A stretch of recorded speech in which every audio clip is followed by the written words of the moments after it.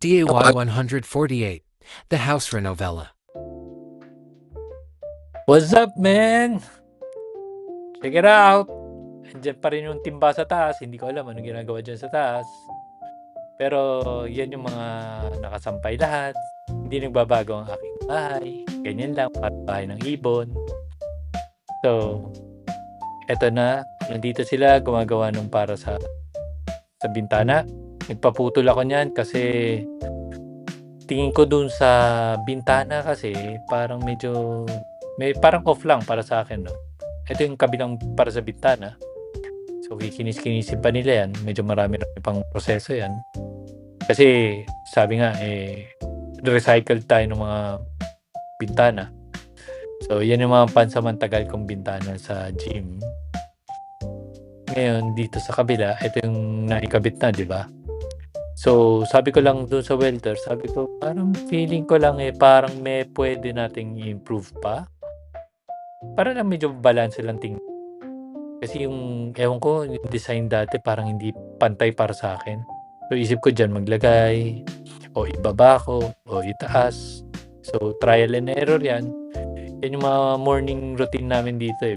Pa-meeting-meeting, magkikitaan kami, kwento-kwento kami. So, boring yan, pero kailangan namin gawin yan araw-araw. Yan ang mga kakaharapin mo talaga. Kasi yung mga maliliit na detalye na yan, once na ilapag na, back job na yan pagka by the time na dumating ka. So, handa-handa na kayo kung ano mga makikita ninyo araw-araw. Kasi kailangan nyo agapan yan. Kaya nakaka-stress. Kung wala kang problema sa buhay, magdagdag ka magpagawa ka ng bahay, sigurado dadami problema mo. So, eto sa kabila, ito, yan.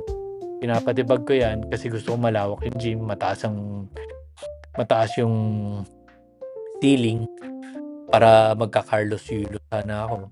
At least kahit pa paano mag-gym ako. Abot ko yan, mag-gymnast ako dyan. Tapos dito naman sa labas, naghukay sila ng main line ng downspout yung sa likuran. Tapos yung mga manhole, dyan idadaan para may catch basin ba ng tubig palabas. Then after that, after lunch, diretso naman tayo ng Home Depot. Bili tayo ng, actually window shopping lang yan. Maraming beses yan, pabalik-balik, patingin-tingin, kasi hindi mo matatapos lahat. Ang daming kailangan eh. Ito, hindi, katulad nito, hindi pa naman kailangan, pero since nandyan ka na, titingnan mo na yan.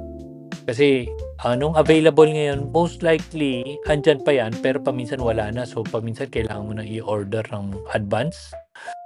Paminsan, i-hold mo. So, ngayon, ang goal ko naman dyan is, hindi ko muna bibilihin kasi medyo matagal-tagal pa.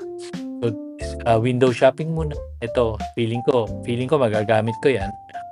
So, baka may eksaktong sukat, ilalapit ko na dyan yung design ko para, na lang, para kabit-kabit na lang by the time na dumating. Hindi ka na magpapa-customize. Mahirap magpa-customize, saka mas mahal. So, ito yung mga tingin ko na parang medyo bagay. So, tingnan ko na yung size, tingnan ko na yung lapad, tapos yung presyo. So, pag pabalik-balik ko, nakikita ko paulit-ulit, nandiyan na naman, mukhang matagal pa naman sila mawawala na stock. So, ayan yung mga presyo. So, halukain ko na lang itong mga files na to pagka by the time na nandiyan. Ito naman yung mga nadaanan ko lang. Sabi ko parang okay din to na gawin kong gym na flooring para pwede kong bagsakan ng mga weights ko na hindi magagalit naman yung semento sa akin tsaka yung kapitbahay. Tapos ayan, paikot-ikot, makikita ko rin to, tiles ako, Diyos ko, maganda kayo rito. Ito yung pinakamahirap, sabihin mong stone finish, napakarami na yan. Magsasawa ka. So, ito yung mga tinitingnan ko, papalatag ko yan para may idea ko kung ano kalalabasan yan. So, paminsan kasi maganda lang yung tingnan kapag naka-display, pero pag naitabi-tabi na, makikita mo may parang hindi natural ang dating, napakulit yung pattern. So, yeah, kaya kailangan mo tingnan yan para magka-idea lang. Ngayon ito yung mga tingin ko 'no, okey. By the time na magkakabit ako, ewan ko kung nandiyan pa 'yan or kung wala, at least meron ako idea kung saan malapit. May video ako puwedeng pakita o, parang reference pa. Sana by the time na ano, nandiyan pa or may mas maganda pa akong mapili. Ito yung mga runner up, ito yung mga maaaring kapag wala yung isa, ito bibilhin. Ito naman yung mga para sa iba-ibang lugar ng bahay. Tingin ko mukhang okey. So, tingin-tingin muna, maya-maya, kalimutan ko anong nabili ko rito pero parang wala, parang tumingin lang talaga ako. Dapat bibili ako ng tiles, pero mukhang wala akong nabili.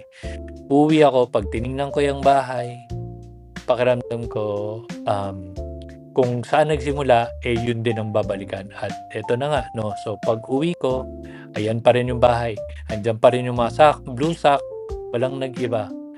Very good, 'di ba? So, signing out, same house na parang wala na bago. See you tomorrow, guys.